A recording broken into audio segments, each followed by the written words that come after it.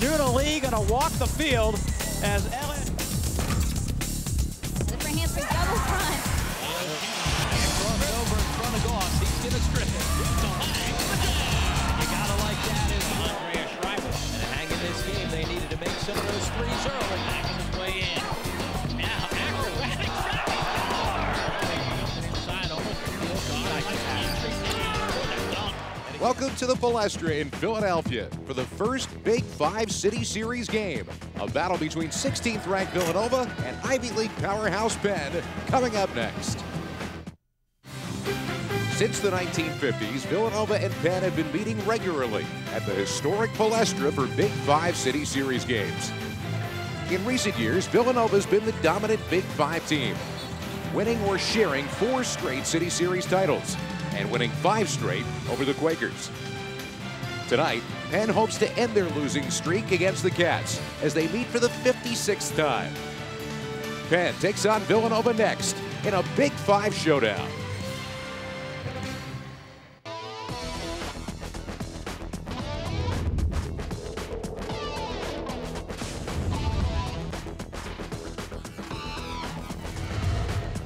Welcome inside the historic Palestra for college basketball action, where tonight here on CN8, it's a Big Five battle. Number 16, Villanova at 6-0, taking on their rivals, the Penn Quakers.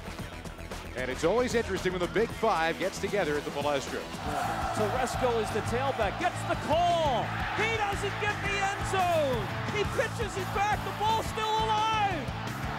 Touchdown! Through the hands of Santos. Eludes the tackler, tosses it out for Keckert. He's got a first down, skidding toward the end zone. Keckert, touchdown! Wow, what a play! So far this season, the Dukes of James Madison have mowed down every FCS-ranked team that dared to challenge them on the gridiron. The Dukes' hit list includes victories over third-ranked UMass in their league opener. Then came #1 ranked Appalachian State in a come-from-behind victory. 2 weeks ago, the Dukes defeated 5th-ranked Richmond on the last play of the game. The Dukes have earned the right to be #1, but must defend against another top 10 team that is not intimidated by that #1 label. The 7th-ranked Villanova Wildcats already dismantled a #1 ranked team this season when they upset Richmond last month in front of the home crowd. They hope to repeat that kind of performance at homecoming today. #1 James Madison takes on #7 Villanova next. These teams are getting after it out there.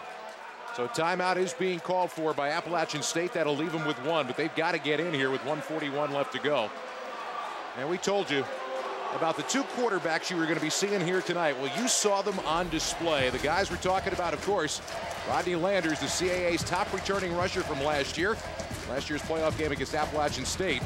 124 yards passing, but 129 yards on the ground in that 1-point loss. Armani Edwards had a terrific season last year. He missed 4.5 games. He managed to throw for over 1,900 yards, rush for almost 1,600. And running and scrambling in last year's game against JMU, he had 132 yards and 3 touchdowns. Well, tonight he's got 109, has not gotten into the end zone yet. And I say yet because this game's not over yet. You're right. I got to put all my money on Edwards with the ball right now. He's trying to avoid trouble, trying to get in. He got in. The conversion is good. He took off from outside the 2-yard line, flew into the end zone, and the issue is still in doubt now with 1:42 left. The crowd cannot believe their eyes. Everyone was covered. Armani Edwards looking downfield, looking, buying time.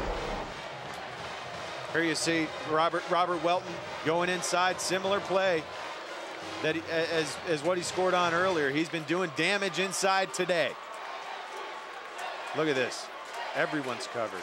Man-to-man down here. And that's part of the problem. Defensive backs and man-to-man. I was wrong. He was almost at the 4-yard line when he took off, with 2 feet flat on the ground.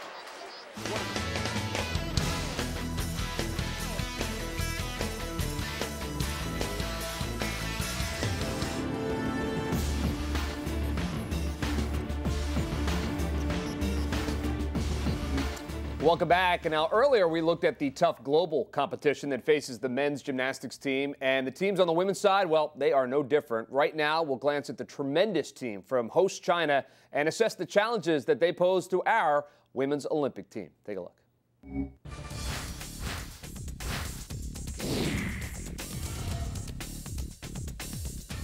China is the dominant team in Asia and should battle the United States for the gold medal. Their roster is deep, but a bit of a mystery on who will make the final cut. One athlete certain to make the team is Cheng Fei, who is the 3-time world champion on vault and the 2006 world champion on the floor. List, again, an absolute power, both on the men's side and certainly on the women's as well. They are a team we're going to have to look out for, Shannon. Absolutely. You know, China won in 2006 at the World Championships. Then they came back, placed second to only the U.S. in 2007, and they want that gold medal spot back. And I think being in China, it could cut either way. Either they're going to have the support of their home country behind them and have that adrenaline rush, or it's going to cut the other way, and it's just going to be too much pressure. And we've seen China fall apart before. Yeah, it's the same discussion we had about the men, Tim. You know, maybe the pressure will be too much in front of the hometown fans, but if you just look at it on paper, wow, China is stacked. They are phenomenal. And as you mentioned, Cheng Fei is the leader of this team. She's world champion on vaulting. She's darling on floor exercise and just has a lot of the qualities that any coach would want on their team. But they are so deep. I mean, and a pretty good push. Lane 7 right now, Homewood Tech in the lead, but it is Simone Facey from Vera Tech pulling away in lane 8 to win it. That's amazing that they were able to pull that off. Well, the move here is made by McKinnon. McKinnon goes out front on Smith. He's going to try to break him early. Now that was an example of somebody getting caught sleeping at the front. If you're caught sleeping in the front, somebody makes a move. He just didn't have any time to react. Can McKinnon hold him off? Here comes Smith. Smith at the wire's going to get it done. Oh! Travis Smith comes out of nowhere to get this one. Time now for a Phillies flashback, the best of the vet. One of the most exciting plays to see in baseball is when the game ends by the home team hitting a home run. Here's some of the most memorable ones at the vet. Swing a long drive, deep left field, a grand slam! The Phillies have won the game 10-9! Unbelievable! He hits it a ton.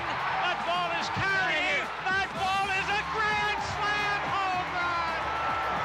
Ozzie Virgil. Long drive. Could it be? It is! A game-winning pitch hit. Home run. Mike Lieberthal. Can you believe it? Now the stretch. 1-0 pitch. Hit hard to deep center field. Damon going back at the track. Looks up. It's gone. It's gone. Put this one in the win column for the Fighting Phils. Drive into deep left center field. It's a gamper and the game is over. It's out of here. 3-run home run. Marlon Byrd. A walk-off home run and the Phillies win it 5-2. Join us next week for another Phillies flashback from Veterans Stadium.